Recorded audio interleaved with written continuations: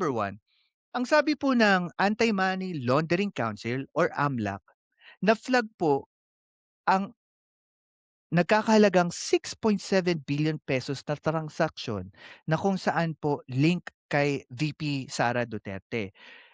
Ito po ay, napag, ah, napag, ah, alaman din ni Senator Trillanes kaya naisama niya ito sa statement. And sabi nga ni Senator Trillanes, these were classified as suspicious transaction and not confirmed case, confirmed crime. Tandaan po natin 'pag sinabing suspicious transaction, kahina-hinala. Pero it does not mean ito po ay isa ng krimen, tama? Kaya po, ako po sa aking, opinyon, ah hindi po ako agad-agad na nagsasabi that this statement or even what the former senator says ay totoo unless talaga ito ay mapatunayan sa Senado. Yun naman talaga yung pinaka-final arbiter, eh, 'di ba?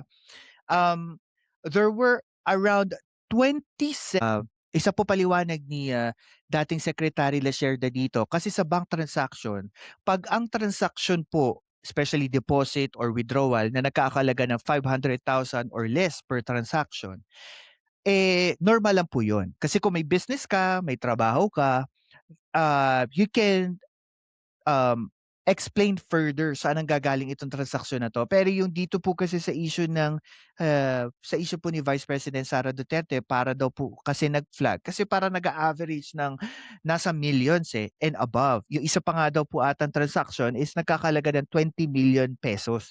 Kaya siya nagpa-flag sa AMLAC and ako sa tingin ko maganda itong senyales para sa ating mga taxpayer na akala natin dati hindi nagtatrabaho ang gobyerno, na walang ginagawa ang gobyerno. Ngayon nakikita natin that AMLAC is a separate entity that actually deals with check and balances lalo na sa, ah, sa transaksyon sa bangko, sa mga bangko lalo na 'tong mga if ever connected dito sa mga government officials.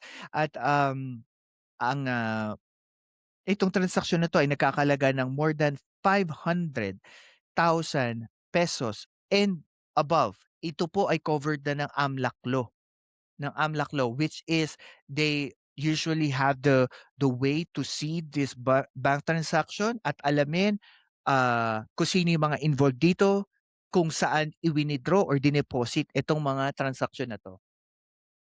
Meron pong tulad nung sinabi ko kanina, there was a sudden large deposit ng pera na nagkakahalaga daw po sabi ng AMLAC ng, ah, tumataginting na 20 million pesos, which raised flag sa AMLAC na ganito kalaki. Tandaan po natin, if it's too much, too high or more than 500,000 pesos po, ito ay, covered na ng AMLAC. Ano importante kailangan natin malaman dito in a layman's term? Una, AMLAC is working. Pangalawa, marami po tayong mga ahensya ng gobyerno na sumisiyasat at tumitingin sa ating mga government official or sa ating kapwa Pilipino na nagtatransact sa bansa. Ako po si Banat Boy at ito ang Philcast kung saan ang katotohanan walang takot na sinasabi. Like, share at subscribe na.